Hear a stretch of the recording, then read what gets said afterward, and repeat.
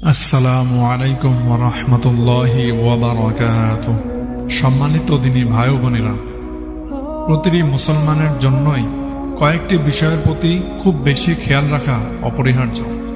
কেননা উক্ত কাজগুলোই দিনের সারমর্ম এবং উক্ত বিষয়গুলোর ইলম অর্জন করা প্রত্যেক মুসলমানের উপর ফরজে আইন। ১. নিজের ঈমান আকীদা সহিহ ও মজবুত করা। ২. ইবাদত বন্দেগী সমূহ আমলি মশকের মাধ্যমে পরিপূর্ণ সুন্নত অনুযায়ী শিখে নেওয়া। ৩.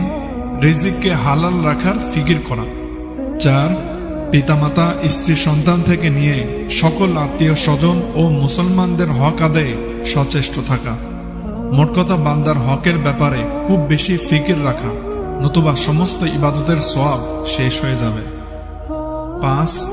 নিজের আত্মার রোগের চিকিৎসার জন্য কোনো হক্কানি বুজুর্গের সাথে সম্পর্ক রাখা। ৬. গুনাহে কবিরা অর্থাৎ বড় গুনাহ, হারাম, মাকরুহে তাহরিমি ও মুস্তাবিহ মনে হয় এমন জিনিস থেকে কঠোরভাবে পরহেজ করা। ৬.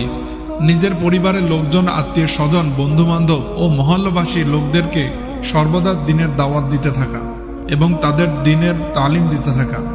সার কথা, আল্লাহর দিনের জন্য প্রতিদিন কিছু সময় বের করা। সূরাতুল বাকারা আয়াত ১৭৭, তিরমিজি হাদিস ২২৬৭। আল্লাহ তাআলা এই সমস্ত কাজগুলো আমাদেরকে মেনে চলার তৌফিক দান করুন। আমিন।